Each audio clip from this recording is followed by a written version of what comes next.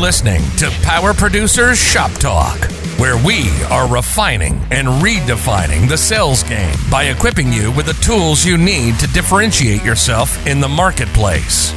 Well, it's like when we audit the mod with Logic and give them the action items that they're going to use to lower their total cost of risk. Tactical skills that will help you provide deliverable value to your clients and prospects.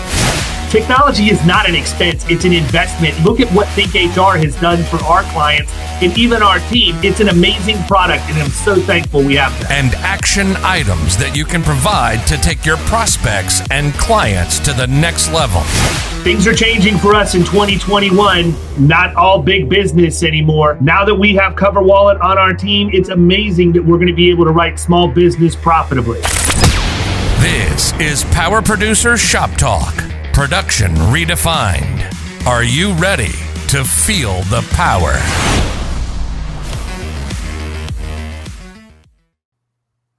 Hey everybody, welcome to Power Producers Shop Talk, where we are refining and redefining the sales game. And today we are going to talk about the different stages a company goes through in the buyer's journey, I guess you could say it is, or the sales cycle, or whatever we want to call it about.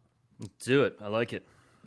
Yeah, I mean, this actually precipitates from my trip up to visit my good friends there in Brunswick, Georgia, Mr. Herd Gallus and Hank Stewart at Gallus Stewart, up-and-coming agency that's making a name for themselves in the commercial middle market in that part of the country, and I'm happy to be part of that with them. But, we sat down up there this week just to put some strategy in place because they brought in a young producer. And one of the things that we talked about was the different stages. And, the reason I wanted to talk about this is because as I was talking with those guys, we kept going back to the same thing. And that was, well, when do you get a copy of the policies? When do you get this and when do you get that? And I finally, yesterday when we were talking, I told him, I'm like, you got to understand something, fellas. When we sell, it's not based on the policies. It's not based on the insurance. Right. There's times that I go in a month after renewal. There's times that I go in, a month before renewal. It's really whenever I have the ability to engage. And, some of that is actually, truthfully, some of that's changed for us since we got Marvin. Just crushing it again, by the way. I probably should do an episode just on the appointment that I had on Wednesday. Yeah. I need to get him my August list because he's already blown through, it seems like, July for me.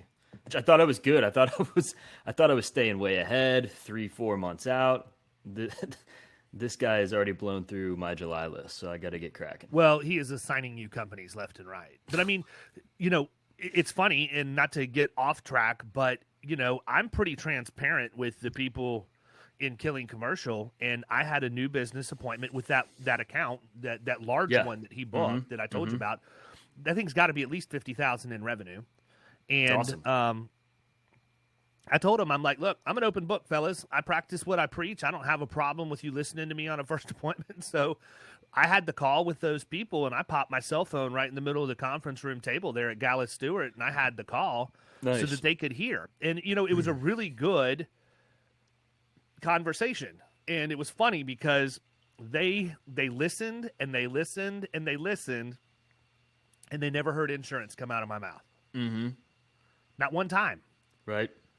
And it's one of those issues where this company has the exact same setup as many in the middle market. It's not uncommon that human resources handles the workers' comp. Sure. And then the accounting function handles, the other lines. And that was the case here. Mm-hmm. And so the person that I was speaking to was specific to Marvin's call list, which was on workers' comp, and the upcoming renewal. And we went back and forth. And in the literally in the first 2 minutes of the call, I knew it wasn't going to go anywhere right now. Was this the one that had the mod? This one has a really good mod. Okay. It had a 0.7 something mod. Okay. And I couldn't figure it out. I think I even told you. Yeah. When he booked it. Okay. I'm like, okay. Yeah. I'm digging in this thing. I don't know why this lady even wants to talk to me. Yeah. So I get her on. So originally. But she called you and was like, "Hey, we need to reschedule this till." Yes. Yeah. Yes. Okay. All right. So this is actually a really cool story.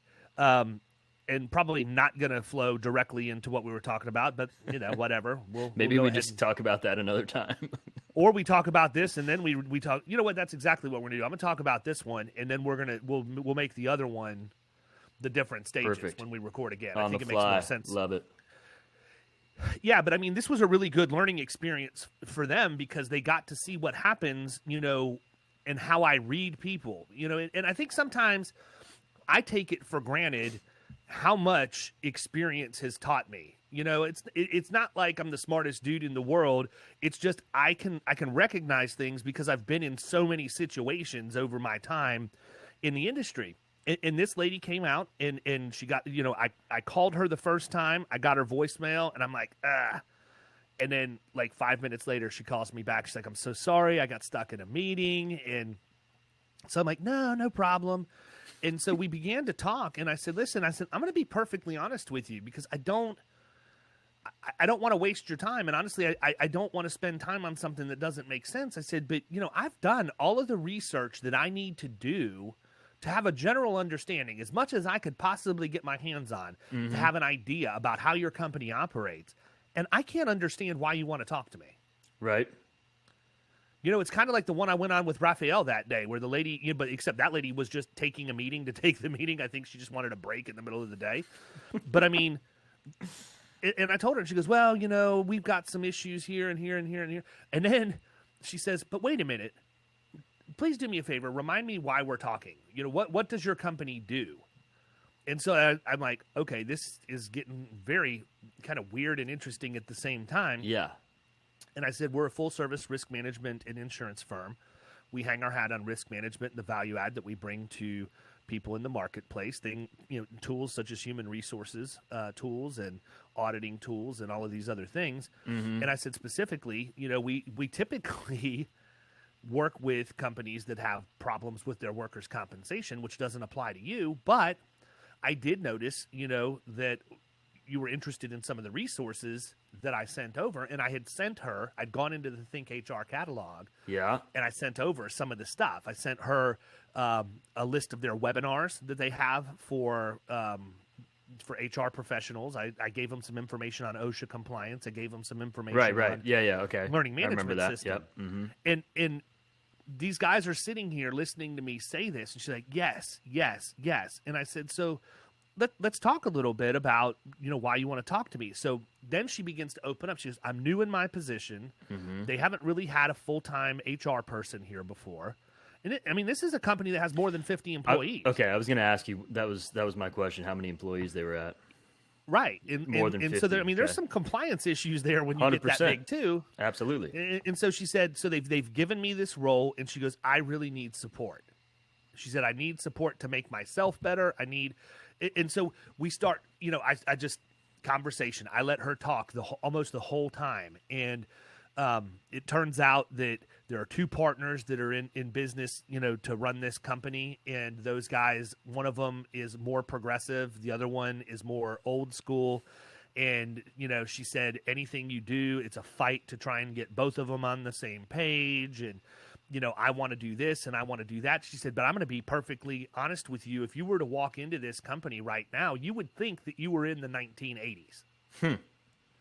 And I said, and you're not going to believe me when I say this, but this ain't my first rodeo. I mean, I can't tell you the number of places I've been in that when I walk in, I think that I've been time warped back to the 1980s. That's interesting. So as we were talking, I said, so that being said, and the fact that you have one owner who is a little more open to what you want to do and one who's not, talk to me a little bit about training and development and, company handbook and all of these things. I said, because as an HR person, this is the stuff you're really going to need to be thinking about. Right. And she said, we don't have one. You don't have a handbook. Well, they do. She said, but for all practical purposes, we don't have one because it's one.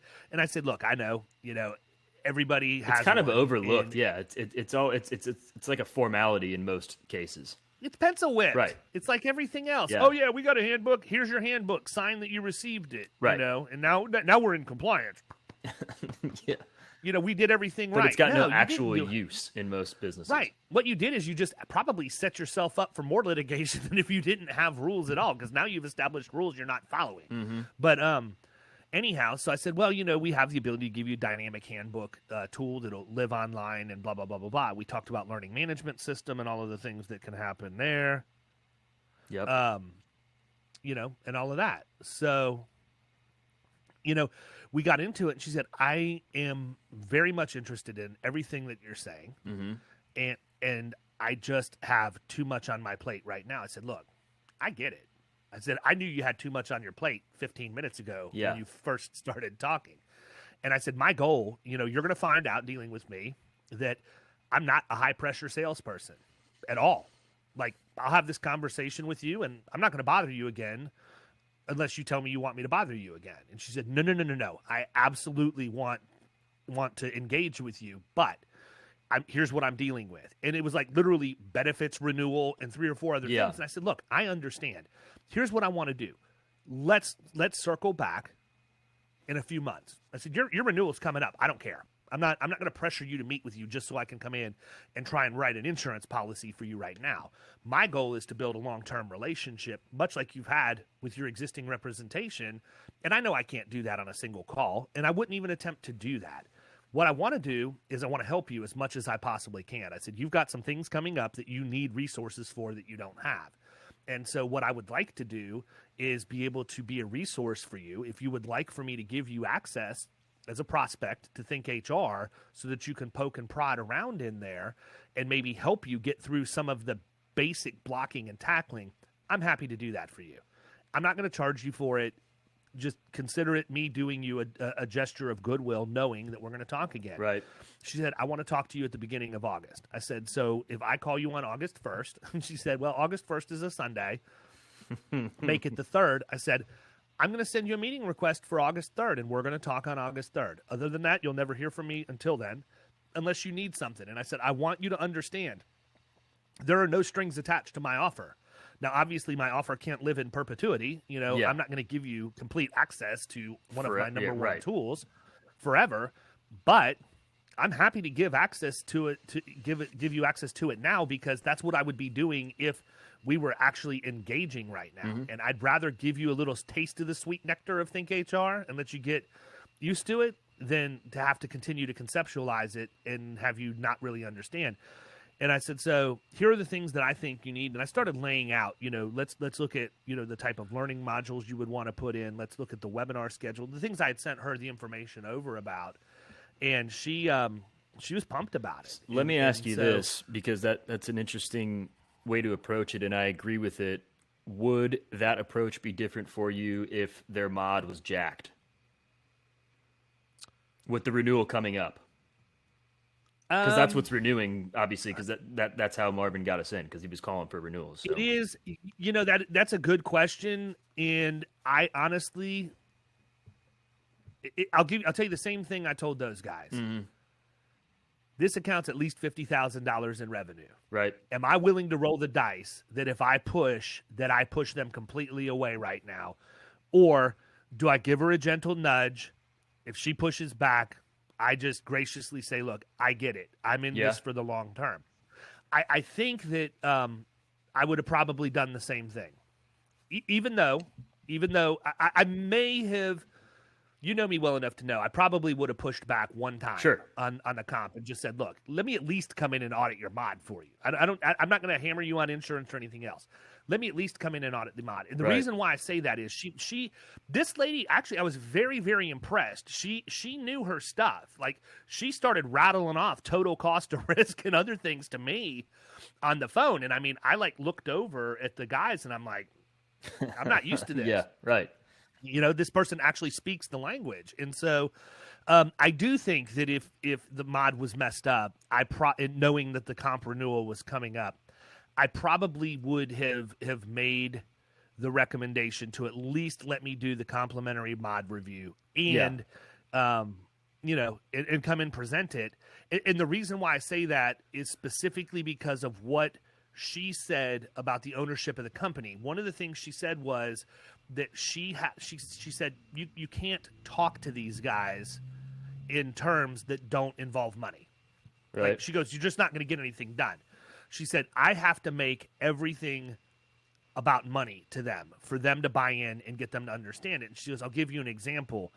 And I don't remember exactly what it was, the example was, but something had happened in their operation, and it cost them like $15,000 or whatever it ended up being, like about $30,000 a year. It was like $15,000 over 6 months. So like she did my trick. She annualized it to a year and made it $30,000. And she said, "You guys realize that you just cost us the ability to hire one more employee." And I'm like, wow, I went from just being, I just went from being like Johnny Prospector and doing a new business appointment to going, and it's pretty rare that I have this reaction. I really want to work with this person. She gets it. Yeah. And she's going to have a rough road to hoe in her organization because she's pushing uphill, and I want to be able to help her. And I told her that. I said, look, if you need an advocate, if you need somebody to come in and translate that stuff, I'm happy to do it. And I said, look, I did my research. I know the two partners that are in your organization, and according to what I found on LinkedIn and some subsequent phone calls I made, they're directly connected to several people I know in the financial services sector that could probably, help me get in. But I'm not going to do that. I said, I want to let you know, you're the one that's engaged with me. I want to help you. I want to help be your advocate. But I also wanted to let you know that if you're running into issues and you need me to be an advocate for you, I don't mind pulling strings with people I know that are connected to these guys to help me get in front of them too and make your life a little bit easier. I said, but I'm not going to do that. That's not my play on this. You're my relationship, and I want to build the relationship with you at this point. And so she said, wow, I really appreciate that. And I've never really had anybody call and talk to me the way that you've talked to me. It's obvious that you know what you're doing. And she said, but I also appreciate the fact that you're not pushing. She said, you have no idea how much credibility you've bought for yourself. The lesson that I wanted to give Hank and Herd and Thomas up there was that on a middle market account, you don't need to go be pushy for year number one. It may not happen in the first year. Right. I can tell you that I can almost guarantee you, if I were to look at my book of business over the last 15 years, I don't know that there may be one or two times that I've actually gone in and closed that 50 grand revenue account, the first, the normal business flow that we have. Right. First meeting, I'm never going to close. It's the meeting where we present whatever it is we got from them in the first meeting. It's a longer sales cycle. It's a little bit more complicated. It's much longer. Yeah, because you're dealing with value, and it's not something where you're selling on price, where it's just, like that. So, well, but the other thing too is it validates what my personal preference is of getting in like a month or two after renewal, and that's why. So those accounts that are that size that I have been able to bring across the finish line right out of the box are those accounts that I get in that month or two after renewal. So for me, this tells me we're on to something with Marvin. He's getting appointments. He got me this is a really good appointment. This appointment pays for Marvin for like 4 or 5 years if I get it. So, he got me to the dance, and so. But it also tells me that we're going to run into this more and more. So as we start to look at our own pipeline, we're going to have these accounts in there, but we're going to have them with a much longer forward-looking opportunity than we normally would if we go in and we engage with them at the time I like to engage with them. Because really, this thing renews, I think, May 1st. I'm looking at May 1st, 2022. So this is a 13 and a half 14-month process. Does all the other stuff renew at the same time, or? Yeah, I don't even know because we didn't get into that, and she doesn't handle it. Does or something? She was dealing with health right now too. The benefits do now. Yeah, the benefits do now, but I don't know about the other lines of the commercial. And there's meat there for sure. So like I said, and like I explained to them, the level of patience that you have to have at 50 grand in revenue is completely different than the level of patience you have to have at 5 or 10. Totally. And so I am 100% confident that I will write this account. I'm 100% confident that I will do it on their timeline. And I'm also 100% confident that I will be compliant to their request to do it on their timeline. And I'm not. And she said, she told me, even with the stuff when we were talking about Think and the solutions that we would use for them, She told me, she goes, I had another broker come in here and they didn't tell me nearly the stuff about Think HR that you did. Yeah, I mean, or even bring it up. Yep. And so she did have somebody present it to her. Oh, really? She okay. said, she was familiar with Yeah. Think HR itself. Got it. Yeah, she had another agent come in, but I think it was the benefits person. I think it was part of what they were going through on the benefits side, and a lot of benefits agents have Think as well. So, it's a good possibility. So, it just goes to show that even if you're competing against somebody who has the same tools that you have, if you use them in a way that is unique to your process, which I'm the king of that doing mod audits, you're still have the ability to differentiate. And it goes back. Look, the more that podcasts exist that talk about things that help you win at the point of sale, the more people that are going to go out and engage with those companies that have that product that will help you win at the point of sale. So the playing field becomes level, and the common denominator spreads from just being we're all licensed agents that can place insurance policies to, okay, we're licensed agents that can place insurance policies, but we also have Mogic. We also have Think HR. So now you have to continuously reinvent yourself as to what am I going to do to use these tools to present them in a way that nobody else does that will ultimately allow me to win business. And be able to read the person that you're talking to, like you led off this talk about, that part's huge. Yeah, and it comes with time, some of it for sure. I got off the call, and those guys were looking at me, and I said, pretty good call. They said that was a ridiculous call. They said that was awesome, man. It was great, and you did exactly what you should have done in that situation. So that's the number one thing going into the weekend that I would tell people. If there's things you're going to think about or reflect on, think about that. Think about what deals have I lost that I probably, if I would have just been a little bit more patient, I might not have written them right now, but I ultimately would have written them. But as a result of my impatience, I lost my seat at the table. Because I've done that before. Everybody the only has. reason I know how to read. Yeah, the only reason I know how to read people now is learning from. I've gotten my rear end kicked by not reading them. And so that's why we have the podcast, people. We want to help you learn from some of the mistakes that we've made that will help you not make those same mistakes. But that only works if you put the things we talk about into action. If you just listen to the podcast, you're like, happened to him, it won't happen to me. It'll happen to you. 100%. I agree. I've got nothing. All right, man. Well, I think it's about time for everybody to get their weekend kicked off, so we should probably wrap this thing up. I'm good with that. All right, everybody. We're out. See you.